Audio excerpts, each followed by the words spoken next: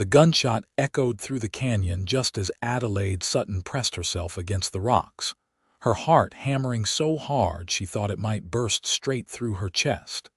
And she knew in that moment she had to warn the cowboy living in the valley below before the Brennan gang found him first. She had been gathering herbs along the ridge when she overheard them. 3 rough men huddled around a campfire discussing their plans to ambush Samuel Vaughn at his remote ranch come sunrise. They spoke of stolen cattle, of revenge for some perceived slight, of making sure he never saw another sunset. Adelaide had frozen behind the juniper trees, barely breathing, watching as they passed a whiskey bottle between them and laughed about how easy it would be to catch a lone cowboy unaware. Now, as the September sun of 1882 began its descent toward the horizon, Adelaide scrambled down the rocky slope toward the valley floor, her split riding skirt catching on brush and thorns. She had seen Samuel Vaughn only twice before, once in Fort Stanton when he had come to town for supplies, and once when she had been riding near his property line. He had nodded politely both times, a tall man with sun-weathered skin and quiet eyes that seemed to hold 1,000 untold stories. He lived alone on his ranch about 15 miles south of Fort Stanton, New Mexico Territory, in a landscape that was as beautiful as it was unforgiving. The descent took longer than she hoped. Twice she slipped on loose scree, catching herself with scraped palms. The sun was painting the sky in shades of orange and purple by the time she reached the valley floor, and her mare was still tethered near the ridge top where she had left her while herb gathering. There was no time to retrieve the horse now. She would have to go on foot, and pray she reached Samuel Vaughn before exhaustion claimed her or darkness made travel impossible. Adelaide had always been strong, stronger than most women expected to be in this harsh territory. At 22, she had been taking care of herself and her elderly father for the past 6 years, ever since her mother had died of fever. She knew how to shoot, how to ride, how to survive in country that killed the unprepared. But running several miles across open terrain in the fading light was something else entirely. Her boots pounded against the hard, packed earth as she ran. The ranch buildings appeared in the distance, small and humble against the vast landscape. A simple house, a barn, corrals holding a few horses. Smoke rose from the chimney, which meant he was home. Relief flooded through her, giving her tired legs new strength. She was perhaps 200 yards from the house when a figure emerged from the barn, carrying a bucket. Even from this distance she could see him pause, seeing her approach. He set down the bucket and his hand moved to his hip, to the revolver that hung there. Of course he would be wary. A woman running toward his ranch at dusk was not a common sight. "Mr. Vaughn," she called out, her voice hoarse from exertion and the dry air. "Mr. Vaughn, please. I need to speak with you." He did not draw his weapon, but he did not relax either. He stood perfectly still, waiting, watching her close the distance between them. When she was finally near enough to see his face clearly, she stopped, bending forward with her hands on her knees, gasping for breath. "Madam," he said carefully. His voice was deep, measured. "Are you hurt? Is someone chasing you?" Adelaide straightened, pressing a hand to the stitch in her side. "Not chasing me," she managed between breaths. "But they are coming for you, 3 men, the Brennan gang. I heard them planning it. They mean to ambush you at dawn." Samuel Vaughn's expression did not change dramatically, but something shifted in his eyes. Recognition, perhaps, or grim understanding. "You are certain of this?" "I was gathering herbs up on the ridge," Adelaide said, her breathing slowly returning to normal. "They were camped there. I heard every word. They think you are alone and unsuspecting. They mentioned stolen cattle and revenge." "The Brennan brothers," Samuel said, more to himself than to her. 3 months ago, I caught 2 of their men trying to rebrand my stock. I ran them off my land and reported them to the marshal in Fort Stanton. They swore they would make me pay for it. Then you believe me. I know the Brennans, Samuel said simply. And I know their word is worthless except when they promise violence. That they always deliver on. He looked at her more closely now, really seeing her for the first time. You ran all the way from the ridge to warn me. I could not let them murder you in your sleep, Adelaide said. What kind of person would that make me? Something flickered across Samuel's face, an emotion Adelaide could not quite name. Surprise, maybe, or the kind of wonder that comes when someone shows unexpected kindness. You are Adelaide Sutton, he said. I have seen you in town. You live with your father on the Eastern Road. Yes. She was surprised he knew her name. Come inside, Samuel said. You need water and I need to make preparations. It is not safe for you to travel back in the dark, not with the Brennan gang in the area. You will stay here tonight. Adelaide hesitated. Propriety dictated that she should refuse, that staying alone with an unmarried man was improper. But propriety seemed like a distant concern when measured against the practical realities of the situation. The ride back to her father's house would take at least an hour even on horseback, and she had no horse. Walking it would take half the night, through country that would be pitch black once the sun fully set. I do not want to impose, she said. You just saved my life, Samuel replied. The least I can do is offer you shelter and protection for the night. Come. The house was small but well kept. A single room served as kitchen, dining area, and living space, with a door leading to what she assumed was a bedroom. The furniture was simple but sturdy, all of it handmade. A rifle hung above the fireplace, and Adelaide could see at least 2 more firearms within easy reach. Samuel Vaughn was a man who believed in being prepared. He poured her a cup of water from a pitcher, then began moving around the room with purposeful efficiency. He checked his weapons, loaded additional rounds into his rifle, positioned supplies near the windows. Adelaide watched him work, noting the calm determination in his movements. This was not a man who panicked when faced with danger. You have a plan? She asked. They will expect me to be asleep in the house at dawn, Samuel said, working as he spoke.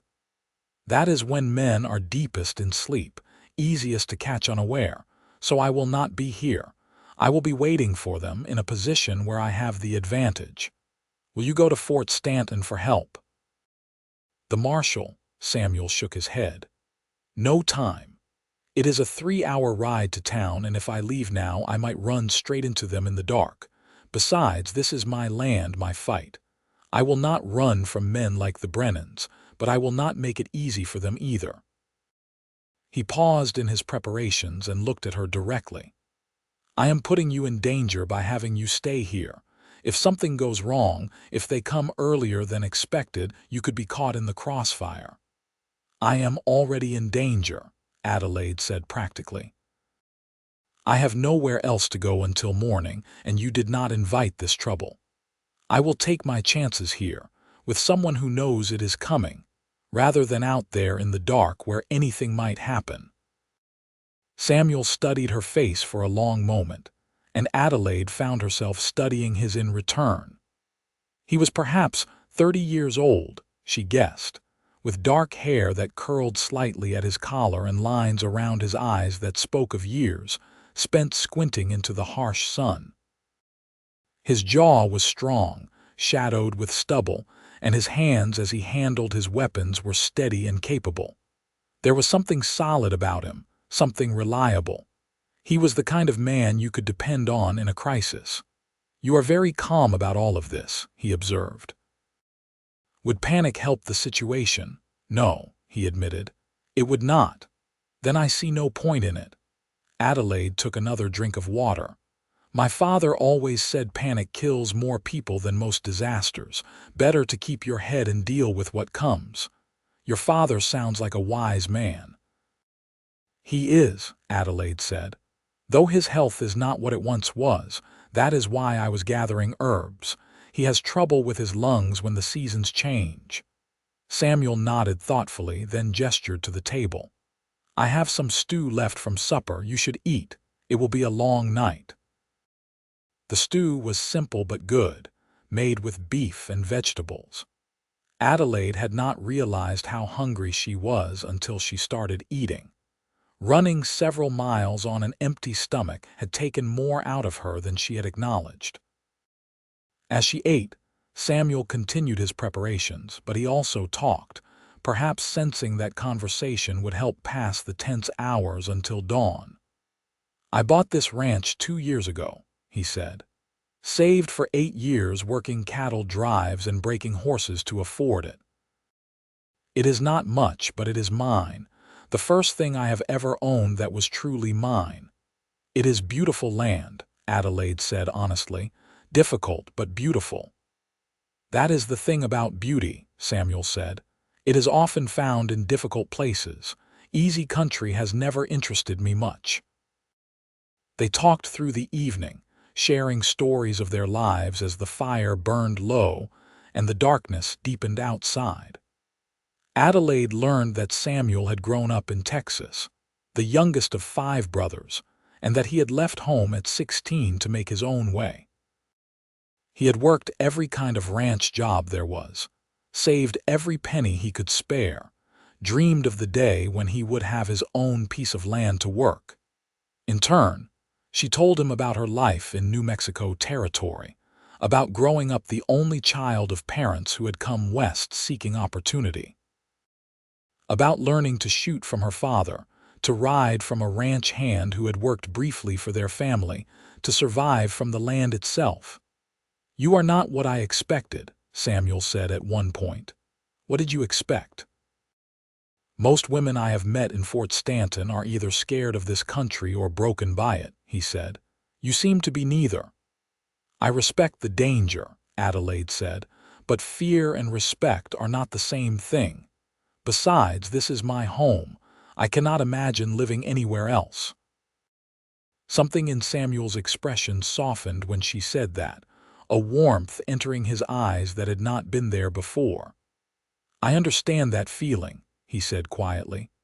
"The first time I saw this valley, I knew I was home, not the house, not the buildings, the land itself." As midnight approached, Samuel banked the fire and moved to the window, looking out at the darkness. "I want you to stay in the bedroom," he said. "Push the bed against the door and stay low. If shooting starts, do not come out until I tell you it is safe." "Where will you be?" "In the barn. They will approach from the north, where there is cover. The barn gives me a clear line of sight to that approach and good protection. When they realize I am not in the house, they will have to make a choice. Come after me or retreat. Either way, I will have the advantage." Adelaide wanted to argue to say she could help, but she knew that would be foolish. She was a decent shot, but she was not a gunfighter, and getting in Samuel's way could get them both killed. "Be careful," she said instead. He turned from the window to look at her, and for a moment something passed between them, unspoken but powerful. "I will be careful," he promised. "And when the sun rises and this is over, we will have coffee and watch the morning light on the mountains. That is worth being careful for." The bedroom was small and plain, with a simple bed and a wooden chest. Adelaide did as Samuel had instructed, pushing the bed against the door. Then she sat on the floor beside it, her back against the wall, and waited. She could hear Samuel moving quietly through the house, then the soft sound of the door opening and closing as he left for the barn. The hours of waiting were harder than the miles of running had been. Every sound made her tense, the wind rattling the shutters, a coyote howling in the distance, the creak of the house settling.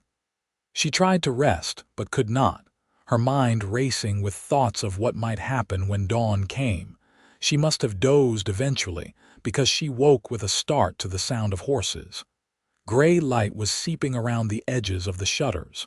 Dawn was breaking. Adelaide pressed herself against the wall, her heart racing, listening intently, voices low and rough from outside. The creak of saddle leather, footsteps approaching the house. Then suddenly, Samuel's voice, loud and clear. "That is far enough, Brennan." A moment of shocked silence. Then a voice she recognized from the camp on the ridge. "Vaughn, I see you were expecting us." "Someone saw fit to warn me," Samuel said. His voice was calm, controlled. "Now you have a choice. Ride away and I will let you go. Try anything else and I promise you will not like how it ends." Big talk for one man against three. One man with good cover and a loaded rifle against three men standing in the open, Samuel corrected. "I like my odds better than yours." Another long silence. Adelaide could barely breathe, then the sound of horses moving, restless.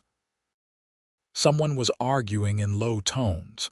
She could not make out the words, but the tone was clear. They were debating whether to fight or flee. Finally, the voice spoke again. "This is not over, Vaughn." "Yes, it is," Samuel replied. "Touch my land again and I will not give you a warning. I will report this to the marshal in Fort Stanton. If you are smart, you will be across the territorial line by nightfall." More murmuring, then the sound of horses moving away at a gallop. Adelaide waited, not moving, until she heard Samuel's footsteps approaching the house. "Adelaide," he called. "It is safe. They are gone." She moved the bed away from the door and emerged to find Samuel standing in the main room, his rifle still in his hands but no longer raised. He looked tired but unharmed. "They left?" she asked. "They left," he confirmed. 3 against 1 are good odds when you have surprise on your side. Without it, the math changes. They knew they could not win a straight fight, not when I had good position. "You think they will really leave the territory?" "I think they are cowards who prey on the weak and unprepared," Samuel said. "And I think they just learned I am neither. They will find easier targets elsewhere." He set the rifle down and ran a hand through his hair. "You saved my life, Adelaide Sutton. If you had not warned me, they would have come at dawn and found me asleep, and I would be dead. I did what anyone would have done." "No," Samuel said firmly. "You did what a brave person would have done. Most would have convinced themselves it was not their problem, or that they did not want to get involved. You ran miles across rough country to warn a man you barely knew. That is not nothing." Adelaide felt her cheeks warm under his direct gaze. "I should return home," she said. "My father will be worried." "Your horse is still on the ridge," Samuel pointed out. "I will saddle one of mine and ride with you to get it, then follow you home to make sure you arrive safely. Then I need to go into Fort Stanton to report what happened to the marshal anyway." "You do not have to do that." "I want to," Samuel said simply. "Besides, I would like to meet your father and thank him for raising a daughter brave enough to help a stranger." They rode together in the morning light, back up to the ridge where Adelaide's mare was still waiting patiently, grazing on the sparse grass. The Brennan gang's campsite was empty, abandoned in haste. From the ridge they could see for miles in every direction, and there was no sign of the 3 men. The ride to Adelaide's home took just over an hour. The house was similar to Samuel's, small and practical, but the land around it showed more cultivation. There were vegetable gardens, herb patches, a chicken coop. Her father, James Sutton, emerged from the house as they approached, his weathered face creased with worry. "Adelaide, where have you been all night? I have been out of my mind with concern." Adelaide dismounted quickly. "I am sorry, Papa. I encountered trouble and had to take shelter." She quickly explained what had happened, watching her father's expression shift from worry to alarm to grudging approval. "You did right," James said finally, then turned to Samuel. "And you are Samuel Vaughn. I have heard good things about you from folks in town. Thank you for keeping my daughter safe." "She is the one who kept me safe, sir," Samuel said. Without her warning, I would not be here to have this conversation. James looked between them, his sharp old eyes missing nothing. Well then, you both did right by each other. That is how people should be. Mr. Vaughn, will you stay for breakfast? It is the least we can offer. Samuel glanced at Adelaide, who nodded slightly. I would be honored, he said. Over breakfast, Adelaide watched as Samuel and her father talked easily, finding common ground in their love of the land and their understanding of what it took to survive in it. Her father's cough was better this morning, she noticed with relief. The herbs she had been gathering were already steeped in tea, sitting in a cup at his elbow. When Samuel finally rose to leave, stating he needed to get to Fort Stanton to see the marshal, her father walked him outside while Adelaide cleared the dishes. Through the window, she could see them talking, though she could not hear the words. Her father nodded several times, then shook Samuel's hand. After Samuel had ridden away, her father came back inside with a thoughtful expression. That is a good man, he said. Yes, Adelaide agreed. He is. He asked if he could come calling on you, her father said, watching her face. I told him that was up to you, but that he would be welcome at our table. Adelaide felt her heart skip. He asked to call on me, said he had never met a woman like you. Said if you were willing, he would like to get to know you better. Her father smiled slightly. I told him you were strong-minded and made your own decisions, but I also told him I approved of him if that mattered to you. It matters, Adelaide said softly. And yes, if he comes calling, I would like that. Over the following weeks, Samuel did come calling, and not just once. He came every Sunday without fail, and often one evening during the week as well. He brought gifts, small things that showed he paid attention. A book of poetry when she mentioned liking to read. Good tobacco for her father. Fresh meat when he had been hunting.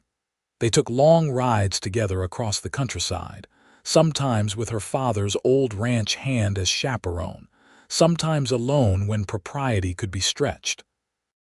They talked about everything and nothing. Samuel told her about his dreams for his ranch, about wanting to build it into something substantial.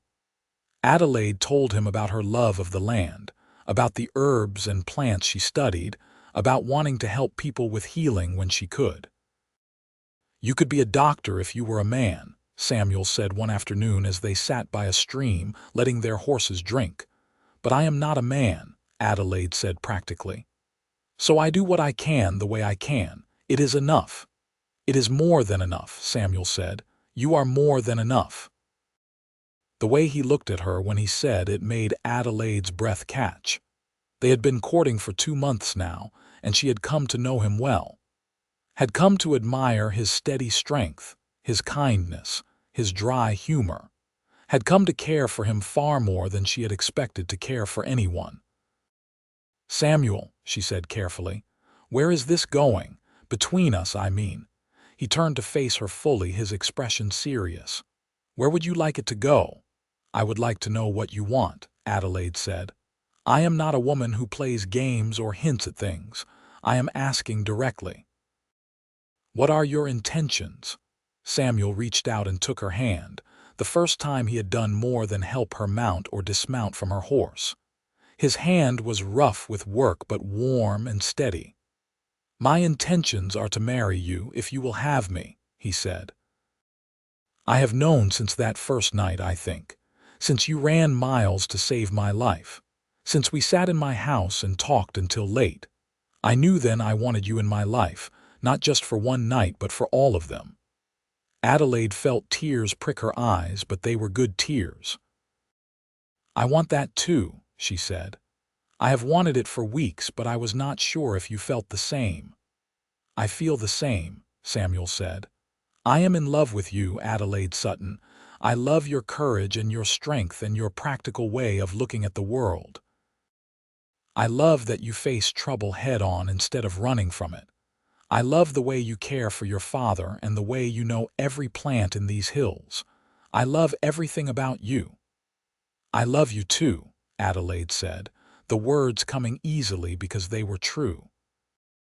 "I think I started loving you that first night, watching you prepare to defend your home, seeing that you were not a man who would run or hide, but one who would stand and fight for what was his.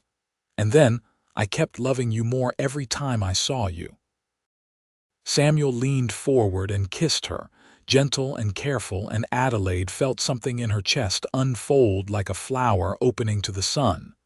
When they parted, both of them were smiling. "Will you marry me?" Samuel asked formally. "Will you be my wife and my partner and share that difficult, beautiful land with me?" "Yes," Adelaide said. "Yes, I will." They were married 6 weeks later in a small ceremony in Fort Stanton, with her father and a handful of friends in attendance. Adelaide wore a simple dress of blue calico, and Samuel wore his best shirt and jacket. The ceremony was brief but heartfelt, and when the preacher pronounced them husband and wife, Samuel kissed her as though he could not quite believe his fortune. The wedding supper was held at the hotel dining room, a modest celebration but filled with genuine warmth. James Sutton gave a short speech about being glad to see his daughter marry a good man, about knowing she would be cared for and loved. Samuel's response was equally brief, thanking everyone for coming and promising to cherish Adelaide all his days. As the evening wound down, Adelaide found herself standing with her father for a private moment. "Are you certain you will be all right?" she asked. "I do not like leaving you alone." "I will not be alone," James said. "Tom has agreed to move into the spare room and help with the place." Tom was the old ranch hand who had worked for them on and off for years. "Besides, you will only be 15 miles away. You can visit whenever you like, and I can visit you." "I am losing a daughter but gaining a son. That is a fair trade." "I will visit often," Adelaide promised. "I know you will," her father said. "But Adelaide, remember this. Your life is with Samuel now. Build that life, tend to it, do not neglect it for worry about your old father." "I have lived a good life and I will keep living it. Your job now is to be happy." Adelaide hugged him tightly, blinking back tears. "Thank you, Papa, for everything." The ride back to Samuel's ranch, their ranch now, took place under a sky full of stars. Samuel had prepared the house as best he could, cleaning and arranging things, adding small touches he hoped would make Adelaide feel at home. He had even built a new bookshelf for the volumes she was bringing from her father's house. That first night as husband and wife was tender and careful, both of them nervous but eager. Samuel was patient and gentle, mindful that this was all new to Adelaide. And when they finally lay together in the darkness, her head on his chest and his arm around her shoulders, Adelaide felt a peace she had never known before. "Thank you," Samuel said into the darkness. "For what?" "For warning me that day. For being brave enough to run miles across rough country for someone you barely knew. If you had not, none of this would exist. I would be dead, and you would be grieving someone you hardly knew if you grieved at all. Instead, I have you and you have me, and we have a life to build together." "I would have grieved," Adelaide said softly. "Even then, I think some part of me knew you were important, knew you were going to matter." "You matter to me," Samuel said. "You matter more than anything else in the world." The first months of their marriage were an adjustment. Adelaide moved her belongings into the house, making it more of a home with her small touches. Curtains for the windows, herbs drying in bunches from the rafters, her books on the new shelf, her clothes hanging beside Samuel's. Slowly the house became their space, not just his. She learned the rhythms of ranch life, working alongside Samuel to care for the animals, mend fences, manage the land. It was hard work, harder than she had fully understood, but she found satisfaction in it. In falling into bed exhausted each night, in seeing the tangible results of their labor. Samuel, in turn, learned to share his space and his life. He had been alone for so long that having another person to consider took adjustment.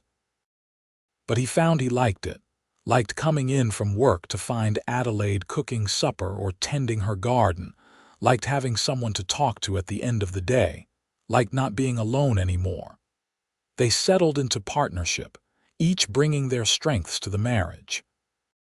Samuel handled the heavy work and the business dealings. Adelaide managed the household and began developing a reputation for her healing knowledge. People from the surrounding ranches began stopping by when someone was ill, asking for her advice or her remedies. She never asked for payment, but they brought what they could, eggs or cloth or labor. And slowly, Adelaide built a practice of sorts. One afternoon, about 6 months into their marriage, Adelaide was working in her garden when she heard horses approaching. She straightened, shading her eyes, and was surprised to see the marshal from Fort Stanton riding up with another man she did not recognize. Samuel emerged from the barn, wiping his hands on his pants. "Marshal Davis," he said, "what brings you out this way?" "Official business, I am afraid," the marshal said, dismounting, "though hopefully nothing too troublesome. This is Federal Marshal James Corey from Santa Fe. He is tracking the Brennan gang. I thought you might have information that could help." The federal marshal was a tall man with iron-gray hair and sharp eyes. He shook Samuel's hand, then nodded politely to Adelaide. "Mrs. Vaughn, pleased to meet you." "The Brennans," Samuel said. "I have not seen them since last September when they tried to ambush me. My wife warned me they were coming and they fled when they realized I was ready for them." "Your wife warned you?" The federal marshal looked at Adelaide with new interest. "How did that come about, madam?" Adelaide explained about overhearing their plans, about running to warn Samuel. As she spoke, the marshal took notes in a small book. "And you heard them clearly? You are certain it was the Brennan gang?" "They spoke names," Adelaide said. "Cole Brennan and his brothers Jack and Tom. They discussed previous crimes. I am certain it was them." "That fits with what we know," the marshal said. "The Brennan gang has been operating across 3 territories for the past 5 years, rustling mostly, but also robbery and murder. We have been trying to track them down. The fact that they came after you, Mr. Vaughn, suggests they hold grudges." "That might be useful information." "How so?" Samuel asked. "Men who act on grudges are predictable," the marshal explained. "They follow patterns. We have reports they were seen near Las Cruces 2 weeks ago. If they are still holding a grudge against you, they might circle back this way eventually. Would you be willing to help us set a trap?" Samuel and Adelaide exchanged a look. "What kind of trap?" Samuel asked cautiously. "Nothing that would put you or your wife in real danger," the marshal assured them. "Just let it be known in town that you will be away for a few days. My men and I would watch your ranch, wait for them to make a move. If they take the bait, we take them. And if something goes wrong," Adelaide said, "if they get past your men and burn our house or kill our animals, we would have 6 men watching the property," the marshal said. "Professional lawmen. The chances of that happening are very small." Samuel looked at Adelaide. "What do you think?" She considered it carefully. The thought of using their home as bait was unsettling, but the thought of the Brennan gang continuing to hurt people was worse. "If we do this and you catch them, will that be the end of it? Will they hang?" "If convicted, yes," the marshal said. "We have enough evidence to hang them twice over. We just need to catch them." "Then I think we should help," Adelaide said. "If we can stop them from hurting others, we should." The plan was set into motion the following week.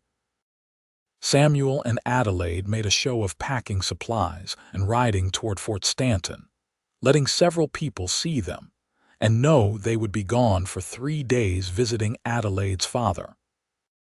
In reality, they circled back and stayed with a neighboring rancher, while 6 federal marshals set up surveillance around their property. For 3 days nothing happened. Adelaide and Samuel waited anxiously, finding comfort in each other's company but both worried about what might be happening at their home. On the 4th day, as they were beginning to think the plan had failed, a messenger arrived. The trap had worked. The Brennan gang had come in the night, all 3 brothers and 2 others with them. They had been caught trying to break into the house and were now in custody. When Samuel and Adelaide returned home, they found their property untouched. Marshal Davis and the federal marshal met them there, both looking satisfied. "Clean arrest," Davis reported. "They will be transported to Santa Fe for trial. You will need to testify, both of you, but that should be the end of it." "Thank you," Samuel said, shaking their hands. "Thank you for keeping our home safe." "Thank you for the help," the federal marshal replied. "Cases like this get solved because of people like you who are willing to stand up and do what is right." After the marshals left, Samuel and Adelaide walked through their house and around their property, reassuring themselves that everything truly was as they had left it. Finally, they stood together by the corral, watching the sunset paint the sky in brilliant colors. "It is really over," Adelaide said. "The Brennans can never threaten us again." "Thanks to you," Samuel said. "Again, you saved my life once by warning me, and now you help put them behind bars for good by agreeing to this plan." "We did it together," Adelaide said. "That is what partners do." Samuel pulled her close, kissing the top of her head. "Yes," he agreed. "That is exactly what partners do." The months passed into a year and then 2. The ranch prospered under their joint care. Samuel expanded the herd, built new corrals, improved the water systems. Adelaide's healing practice grew, and she began teaching other women in the area about herbs and remedies. They became well-respected members of the community, known for their hard work and their willingness to help others. James Sutton remained in good health, much to everyone's relief, and visited often. He and Samuel had become close, more like brothers than father and son-in-law. Tom, the old ranch hand, continued to help James with his place and became a fixture at family gatherings. In the spring of their 3rd year of marriage, Adelaide began to suspect she was pregnant.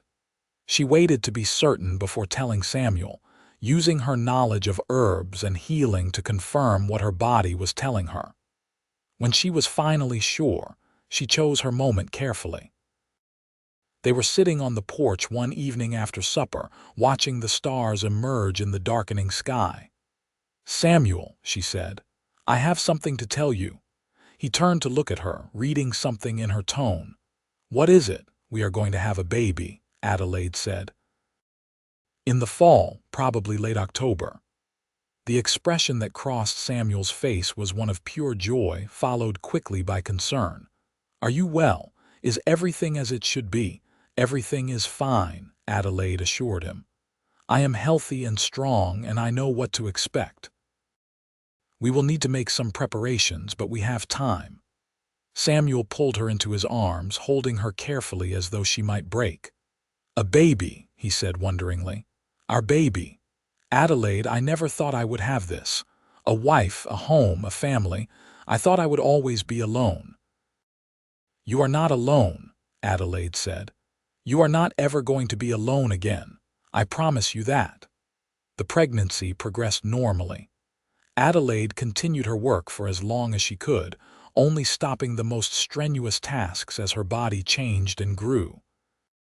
Samuel became almost comically protective, trying to prevent her from doing anything he deemed potentially dangerous, which was nearly everything. Adelaide bore his concern with good humor, knowing it came from love. Her father was overjoyed at the news, already planning what he would teach his grandchild. "If it is a boy, he needs to learn to ride young," James said. "And if it is a girl, she needs to learn to shoot. Either way, they need to know this land and respect it." The child will learn all of that, Adelaide promised. Boy or girl, they will know how to survive and thrive here. As fall approached, Adelaide and Samuel prepared. The cradle Samuel built by hand, working on it every evening, sanding it until it was smooth as silk. Adelaide sewed tiny clothes and blankets. They prepared the bedroom as best they could, ready for the moment when their family would expand from 2 to 3. The baby came on a cold night in late October, arriving after a labor that lasted from dawn until well after dark. Samuel stayed with Adelaide through all of it, holding her hand, wiping her forehead, supporting her through each wave of pain. The local midwife who attended the birth kept muttering about improper behavior, men not belonging in the birthing room, but Adelaide refused to let Samuel leave, and he refused to go. When their son finally arrived, red-faced and screaming, Samuel cut the cord with shaking hands and then stood staring at the tiny life they had created as though he could not quite believe it was real. "A boy," the midwife announced, cleaning the baby and wrapping him in a blanket. Healthy and strong from the sound of those lungs. She placed the baby in Adelaide's arms, and Adelaide looked down at her son with wonder. He had dark hair like his father and seemed to have his father's strong features, though it was hard to tell with newborns. His little hands waved in the air, and his eyes, when they opened, were dark and searching. "Hello," Adelaide whispered. "Hello, little one. We have been waiting for you." Samuel sat on the edge of the bed, his arm around Adelaide, both of them gazing at their son. "What should we name him?" he asked. They had discussed names but never settled on one definitively. Now, looking at her son, Adelaide said, Henry James, for my father." "Henry James Vaughn," Samuel said, trying it out. "Yes, that is right. That is his name." James Sutton arrived the next morning, having been sent for as soon as the baby was born. His face when he met his grandson was something Adelaide would never forget, a mixture of joy and pride and wonder. "He is perfect," James said, holding the baby with the practiced ease of a man who had done this before. "Absolutely perfect. We named him for you," Adelaide said. "Henry James." Her father's eyes grew bright with tears. "You honor me," he said roughly. "You honor me beyond words." Those first months with a newborn were exhausting and wonderful in equal measure. Henry was a good baby, healthy and growing fast, but he still demanded constant attention. Adelaide and Samuel took turns walking him when he fussed at night, learning together how to soothe him, how to read his different cries, how to care for this tiny person who depended on them completely. Samuel proved to be a devoted father, spending every moment he could with his son. Adelaide would often find them together, Samuel talking to Henry as though the baby could understand every word, telling him about the ranch and the land and the life they were building. "You are going to love it here," Samuel would say, holding Henry carefully in his large, work-roughened hands. "This land is hard, but it is fair. It gives back what you put into it. Your mother and I will teach you everything we know, and then you will make it your own. You will build on what we started, make it even better." By the time Henry was 6 months old, life had settled into a new rhythm. The ranch continued to prosper. Adelaide gradually resumed her healing work, though now she kept Henry with her, teaching other women while her son napped nearby. Samuel hired a young man to help with the ranch work, freeing up time he spent with his family. They were happy, genuinely and deeply happy in a way that felt almost too good to be real. Sometimes Adelaide would stop in the middle of a task and just look around at the house they had built, at the son they had made, at the life they were living, and feel overwhelmed with gratitude. "What are you thinking?" Samuel asked one such time, finding her standing in the doorway watching him play with Henry in the yard. "I am thinking about that day on the ridge," Adelaide said, "when I overheard the Brennan gang." If I had been gathering herbs an hour earlier or later, I would have missed them. If I had decided it was not my business, or if I had been too scared to get involved. If any little thing had been different, none of this would exist. You might be dead and I would be alone and Henry would never have been born. Samuel came to stand beside her, Henry balanced on his hip. But you did hear them, he said, and you were brave enough to help, and here we are. Here we are, Adelaide echoed, leaning her head against his shoulder. Do you know what I think? Samuel said. I think it was meant to be. I think somehow you were meant to be on that ridge at that moment, and I was meant to be warned, and we were meant to find each other. Some things are just meant to be. I like that thought, Adelaide said. I like thinking we were always going to find each other, one way or another. The years continued to pass, each one building on the last. Henry grew from baby to toddler to young boy, bright and curious and fearless. He learned to ride almost before he could walk properly, sitting in front of his father on the saddle, squealing with delight. He learned about the animals and the land, absorbing everything his parents taught him. When Henry was 3, Adelaide discovered she was pregnant again. This time the news was met with excitement but also familiarity. They knew what to expect now, knew how to prepare.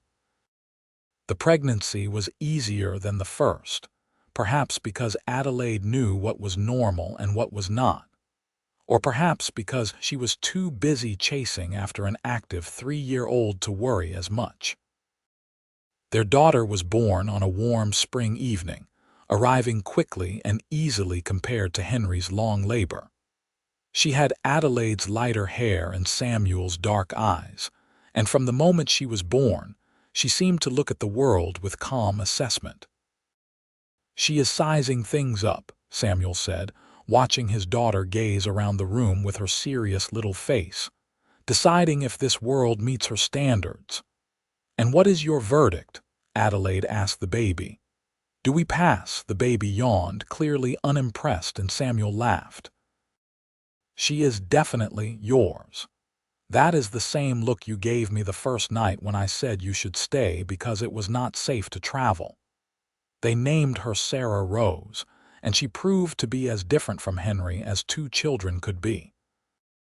Where Henry was bold and active, Sarah was thoughtful and observant. Where Henry rushed into things, Sarah waited and watched first. But they adored each other, and watching them together filled Adelaide and Samuel with a contentment that went bone deep. The ranch continued to grow. With hard work and smart management, Samuel built it into one of the more successful operations in the area.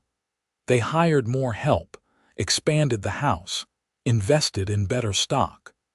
Adelaide's healing practice became so busy that women would ride for hours to seek her advice. She trained several younger women as apprentices, passing on her knowledge so it would not be lost. James Sutton lived to see both his grandchildren grow past their early years, a gift Adelaide was profoundly grateful for. He spent his final months at the ranch with them, cared for by Adelaide and surrounded by family. He passed peacefully one night in his sleep, and they buried him on a hill overlooking the valley, where he could see the land he had loved. He was so proud of you, Samuel told Adelaide at the funeral. He told me once that you had become everything he hoped you would be, and more than he could have imagined. I hope he knew how much I loved him, Adelaide said, tears streaming down her face. He knew, Samuel assured her. He absolutely knew. The loss of her father was hard, but Adelaide had Samuel and the children to lean on, and the work of the ranch to occupy her days. Grief, she learned, did not erase love. It just changed its shape, became something you carried with you always. Henry grew into a lanky boy who loved the ranch and everything about it. He was 12 years old, working alongside his father every day, learning the business of running a cattle operation. Sarah, at 9, was showing signs of her mother's talent with healing. She had a garden of her own where she grew herbs, and she could already identify dozens of useful plants. One evening, sitting on the porch that had been expanded and improved over the years, Samuel and Adelaide watched their children playing in the yard. Henry was teaching Sarah to rope a fence post, both of them laughing when she missed and the rope tangled. "You remember when it was just you and me?" Samuel asked. "When this house was small and empty and we were just starting out?" "I remember," Adelaide said. "I remember thinking I had never been so happy, that nothing could be better than what we had. And now I know happiness can grow," Adelaide said. "It can expand to hold more love, more life, more joy than you ever thought possible." She took his hand, lacing their fingers together. "That day on the ridge when I ran to warn you, I was just trying to save a life. I had no idea I was actually saving my own." Samuel lifted her hand and kissed it, a gesture he had done 1,000 times over the years, but that never lost its meaning. "You saved me in every way a person can be saved," he said. "You gave me a reason to fight, a reason to live, a reason to build something lasting. You gave me love when I thought I would always be alone. You gave me a family, a home, a life worth living." "We gave those things to each other," Adelaide said. "That is what love does. It multiplies itself. One act of courage, one decision to help, and it rippled out into all of this."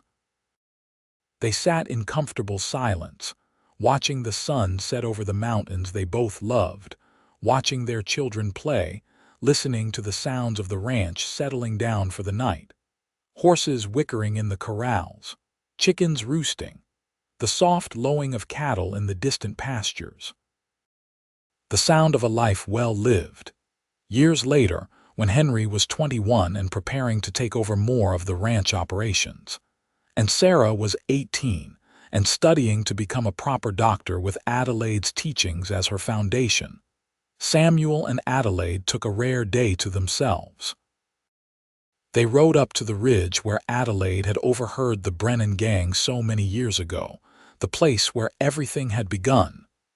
The campsite was long gone, reclaimed by nature, but Adelaide knew exactly where it had been. They stood there together, looking out over the valley where their ranch lay, where their life had unfolded. "I come up here sometimes," Adelaide admitted, "just to remember, to think about how one moment can change everything." "What do you think about?" Samuel asked. "I think about courage," Adelaide said. "Not the kind where you face down a gunfight or tame wild horses, but the everyday kind where you make the choice to get involved, to care, to act even when it is hard or inconvenient. That is the courage that really changes the world." "You have always had that courage," Samuel said. "From the very first day." "We both have," Adelaide said. "You had the courage to accept help, to let me into your life, to build something new instead of staying alone. That takes courage too." They stood there for a long time. Two people who had been strangers once and were now so deeply woven into each other's lives that it was impossible to imagine them separate. The wind blew across the ridge, carrying the scent of sage and juniper, and somewhere below a horse neighed, calling them home. As they rode back down to the ranch, Adelaide thought about the threads that connected moments. How overhearing a threat had led to a warning. How a warning had led to gratitude. How gratitude had led to courtship, and courtship to marriage, and marriage to children, and children to this rich, full life they had built together. Every moment mattered. Every choice rippled forward. That night, after supper, when the dishes were cleared and the evening chores done, the four of them sat together on the expanded porch. Henry talked about his plans for improving the water system. Sarah talked about a new medical text she had acquired. Adelaide listened to her children, these capable adults they had raised, and felt pride swell in her chest. Samuel reached for her hand under the table, a private gesture, and she took it. After all these years, after all the challenges they had faced and overcome together, that simple touch still meant everything. It still conveyed love and partnership and the promise they had made to each other so long ago. Later, when the children had gone to their rooms and the house was quiet, Samuel and Adelaide lay together in their bed, the same bed they had shared for over 20 years. The house creaked familiarly around them. Outside, the night sounds of the ranch provided a peaceful soundtrack. "Do you think we did it right?" Samuel asked into the darkness. "Did what right? All of it. The ranch, the children, the life." Adelaide turned to look at him, able to make out his profile in the moonlight coming through the window. His hair was graying now at the temples, and there were lines around his eyes that had not been there when they met. But he was still her Samuel, still the man she had run miles to warn, still the man she had chosen and would choose again every single day. "I think we did it perfectly," she said. "Not without mistakes, not without hard times, but we did it together with love, and that makes it perfect enough." "I am grateful," Samuel said. "Every single day I am grateful you were on that ridge, grateful you were brave enough to help, grateful you chose me." "I will always choose you," Adelaide said. "In every life, in every moment, I will always choose you." They fell asleep holding each other, two people who had found in each other exactly what they needed.